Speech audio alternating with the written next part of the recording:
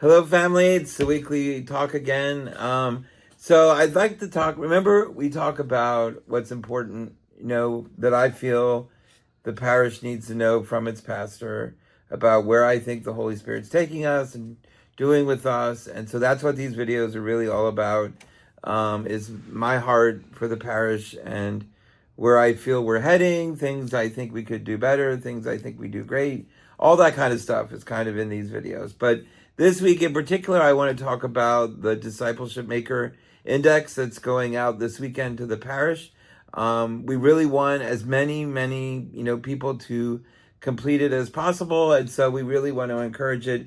And so I thought I'd talk a little bit about the D and DMI, because it really is at the heart of what the survey is all about, at the heart of what the results are all about. And, to be honest, as Christians, I'm going to include our brothers and sisters on the other side of the coin, the Protestants, in this statement as well. We don't do discipleship very well. Like, we do Bible studies maybe really well. We do our sacraments really well. We do Mass really well. But are we truly discipling one another? And that's what Jesus calls us to do, right? The end of the Gospels, it's go make disciples of all the world, right? Right? And as disciples, we're followers of Jesus. We're pupils of Jesus, right? Students of Jesus, believers in Jesus. But it takes discipleship to do that. And so it takes us doing a couple things that I think disciples do. One thing disciples do is our mission statement. We introduce people to Jesus, show him how much he loves them, right? And invite them into our faith, right? Into our community. That's our mission statement. That's what discipleships do. But discipleship doesn't end there. It only begins there, right? Once you've gathered someone in, like once you've gotten someone to go to RCIA or join the church or, transfer their membership to St. Patrick's, like that's not the end of it. That's just the beginning, right? You need to continue to walk with them and be with them and support them and be there for them as a disciple together, right? Like it wasn't the guy that was walking down the road to Emmaus, right? It was two guys walking down the road to Emmaus with Jesus, right? So there was three of them, and that's really a model of discipleship. Is that model right there? Is the two men going to Emmaus from Jerusalem and Jesus walking with him? So they're discipling each other. They're connecting, right? That's our connect. They were connecting with one another, and then Jesus came in the midst of that. And that's really what we're calling all of us to do, and what this DMI survey will hopefully show us. Show us how to be better disciples as a parish. Show us how to be a better community of disciples, and work together to grow our community of disciples. People who walk alongside us and people who go out to bring more disciples to us, fill the pews. So this survey is so very important for us to see the things we're doing well, the things we could be doing better, but most importantly, the things we need to be doing to call ourselves a community full of disciples. Because disciples are people who go, that old 70s hymn, go make a difference in the world, right?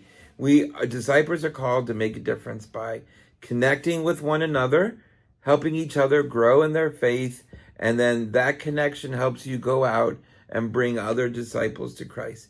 This is what the DMI survey is all about. So I want you, as the weeks go on, we have 4 weeks to complete the survey. It starts this weekend. You'll get an email. It'll be in the bulletin. You'll see it on our website and social media. There will be paper copies, anonymous paper copies in the office here on Pomfret Street that you can pick up and drop off. So we want as many people to complete the survey as possible, because the more people who complete a survey, the better results we get, the better feedback we get, the better information we receive, the more people that completed. So we want you to receive this survey not as I'm getting another survey I have to fill out. No, I'm getting this survey I've been looking forward to because I know it will help me grow as a church It'll help my church see the needs that I'm needing as a family, as a person, right?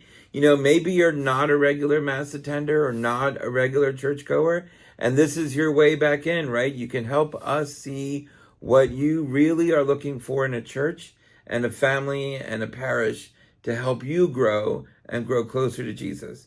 That's what the survey is really all about at the heart of it. And we just need that participation as best we can get it, right?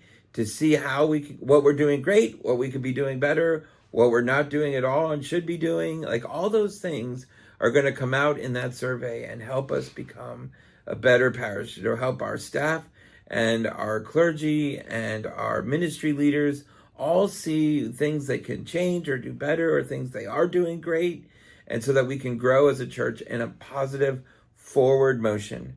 I know if you don't remember when I first got here 5 years, can you believe it's over 5 years ago when I first got here, one of my main mottos when I got here was the famous words of Boniface Wimmer, who was the founder of the Benedictine order out in Latrobe. His motto was forward, forward, ever forward. And that really continues to be our motto, continues to be at the heart of everything I do. Like, I don't want to look at the past of the church. I want to look at the future of the church and what that future is going to look like. Forward, forward, ever forward. And sometimes I joke about this and I say, I want to be here 10 years from now, 20 years from now. I want to be a priest. But to do that part of that is fueling this DMI, right? Fueling this survey to help us see what we need to do to be here in the decades to come. Part of that, to be honest, in my personal belief, is that we need to foster our faith in our children. Our children, and I've said this from the altar, are one of the most important ministries for me at our church.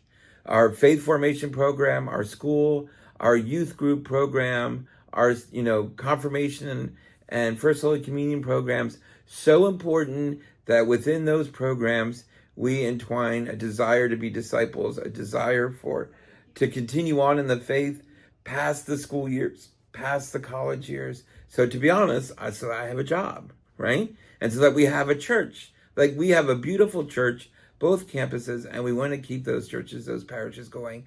And this survey will help us do that. Will help us see what we need to do better, to be continuing on as a church, and see what we, do great and continue to do great, so that we can continue as a strong and vital St. Patrick's Parish, not just among our people, right, but among our community and our neighborhoods.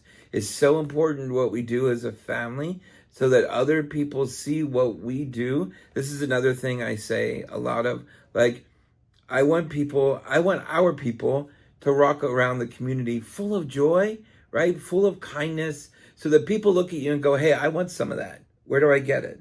Well, yeah, I get it from Jesus, and I find Jesus in St. Patrick's, right? And I want them to make that connection, that the community of St. Patrick's is a community of joy and kindness and happiness that we can share with others and bring them into a part of our community and have a taste of that, taste of heaven, right? Taste of the kingdom. And so please, I encourage you to fill out the survey, complete the survey as soon as it comes out this weekend, and do your best to be honest and truthful about the questions and how you answer them. It will be absolutely phenomenally great. So thank you very much. And now we're going to go over to announcements really quick, because we got a bunch of things, coming up. We have the DMI survey coming out this weekend. We have Trunk or Treat coming October 26th. Now, I just talked to our volunteer coordinator, and she says we don't have a lot of trunks. And so if we don't get any more trunks, we're going to have to cancel. Right now, we only have 7 trunks. And 7 trunks is not enough to have a trunk or treat. So please, I encourage you to sign up for a trunk. Call the office to sign up for a trunk. It is a really great time. I have so much fun doing it. So I highly encourage you to sign up for a trunk so that we can have that happen on October 26th, 1 to 3 p.m. What else do we have? We have, again, we're coming close to the end of October, beginning of November. So we have All Saints and All Souls Day coming up. You should have got letters in the mail about that and all the beautiful things we're doing as a parish around those days. That's coming up. Trying to think what else is coming up. Oh, the Healing Mass. Thank you. My director behind the screen just reminded me. The Healing Mass, that's this Sunday at 1:30 p.m. Now, remember, I mean, that's a beautiful Mass. We're doing it a little different this year. We're anointing only those who are seriously ill or going in for surgery. And then we're giving a blessing to the St. Luke's ministers who help us visit the hospitals and nursing homes and the homebound in our parish. So that's coming up. That's a beautiful weekend. St. Vincent de Paul has some things coming up. The weekend of Trunk or Treat, October 26th, 27th. They're collecting Thanksgiving stuff, yams and stuffing mix and things like that for Project Shares. So please help out with that. It just is the season where, we're slowly moving into the season of Thanksgiving and the season of giving. So please be as generous as you can for all the things you see popping up in the bulletin that you can give to. But again, most importantly, the DMI survey that's coming out, please, please, please find a way to complete it, finish it, get it done. It would be such a great help to our parish and so meaningful. And then finally, one last thank you. I don't know if you remember, but a few months ago, maybe more than a few months ago, we sent out a letter about the diocesan annual campaign goal, and we were, short of our goal, and we were, kind of pushing to reach that goal. So just this morning, I was told we still have $8,397 to collect. That's pretty phenomenal from where we were a few months ago. So thank you so much for giving, and those who haven't given, if you could give a little more, give some help to that would be very helpful so that we can reach that goal. Because remember Father's motto on the diocesan annual campaign, if we don't meet our goal, we still meet our goal. And so please help with that and be as generous as you can with that as well. Thank you so much. Have a great week. God bless. Love you all.